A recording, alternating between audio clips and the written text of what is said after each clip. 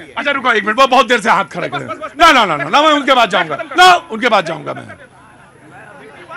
नहीं। क्या नाम है आपका? नाम छोड़िए। नहीं नहीं पहले नाम बताइए, देखिए मेरे तरीका वही है। जय जय जय जी, पहले बहुत बहुत स्वागत है आपका। जय जी कहाँ से आना हुआ आपका? जय जी मैं तो बलिया से हूँ। बलिया से? हम कहे इतनी देर से कौन बगावती खड़ा है, तो बलिया ही का ही हो सकता था। ये बलिया का पानी है। बहुत बहुत स्वागत है आपका। क्या काम करते हैं साहब? प्रतीक जी मैं बिजनेसमैन हूँ। बिजनेसमैन है, बहुत बहुत। बिजनेसमैन तो बहुत विनम्र आदमी होता है। जी बोलिए। प्रतीक जी पहले आप भी प्रोग्राम करते थे, मतलब पत्रकार तो थे, लेकिन जो प्रोग्राम शुरू हुआ, मेरा एक सवाल आपसे ही है, क्योंकि मैं आपको बार बार टीवी पे देखता हूँ कि मदारी और पत्रकारिता में कुछ फर्क रह गया है क्या? बिल्कुल है, बिल्कुल है, बहुत फर्क है। उतना ही है उतना ही फर्क है जैसे एक व्यापारी में और एक चोर में। और मदारी, मैं आपको बताऊं, मेरा जो उस्ताद है वो मदारी था। रुकिए भाई, खड़े रहिए। मेरा उस्ताद मदारी ही था। और मैं खुले डंके के चोट पे कहता हूं कि जो पत्रकारिता कर रहे हैं पहले उनके नाम गिनाइए मुझे, हुजूर आला, जो पत्रकारिता कर रहे हैं उनकी लिस्ट ले आइए, फिर मैं बताऊंगा। आप जैसा व्यक्तिगत आपकी कोई परेशानी होगी उसका इलाज करवाइए, मेरे पास मत आइए। जी मेरे पाठक जी की बात का बड़ा सिंपल जवाब दे दूं। 2002 में एक दंगा हुआ था गोधरा के अंदर। एक मिनट, कूल डाउन। जब से एक मिनट, अच्छा मुझे पाठक जी बोलने दो, फिर आपके बात का जवाब मिल जाएगा।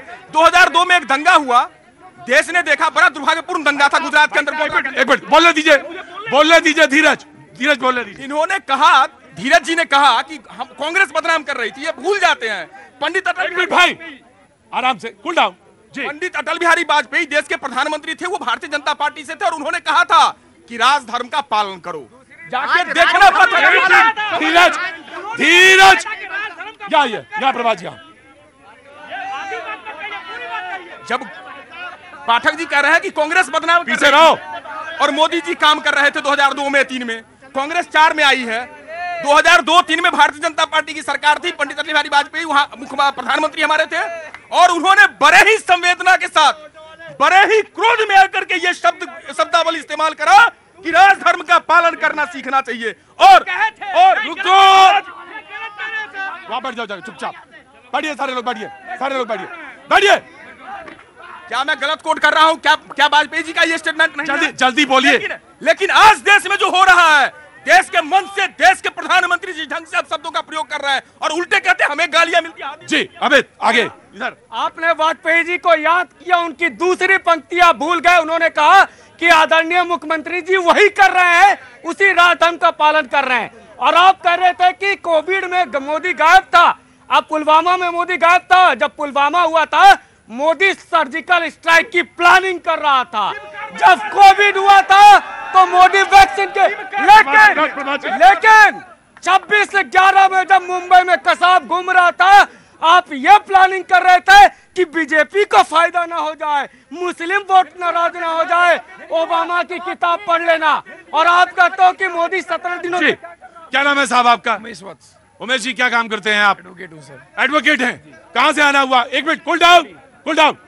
कहाँ से आना हुआ? दिल्ली से हैं। जी बहुत अच्छी बात है, बोलिए। अमित जी के उस पे एक सवाल हो रहे हैं। जी अमित जी ने जो भी बोला उसी, अरे भाई सुन तो लो। हाँ जी, अमित जी ने जो बोला उसी पे मेरी एक बात हो रहा है जी। जैसे इन्होंने पुलवामा के बारे में बोला, हाँ। उसी पे मेरा कहना ये 370 किसने दी थी और किसने हटाई? 370 किसने दी थी देश को, और हटाई किसने? दलितों को आरक्षण छीनने के लिए 370 लगाया था इन लोगों ने। कश्मीर में दलितों का आरक्षण कांग्रेस ने छीना, 370 लगाकर। अरे आपका तो पूरा भोपाल त्रासदी में आपने किया। जी कांग्रेस आगे जी। देखिए, तेलंगाना से हमारा शुरू हुआ था। तेलंगाना की मैं बात कर लूं, तेलंगाना में हम जो है बहुत बहुमत से हमारी सरकार जो है वो बनने वाली है, और 2018 में भाजपा की एक सीट आई थी, अब की बारी वो भी नहीं आएगी। इस बार तेलंगाना में एक सीट आई थी, इस बार आपकी एक भी नहीं आएगी।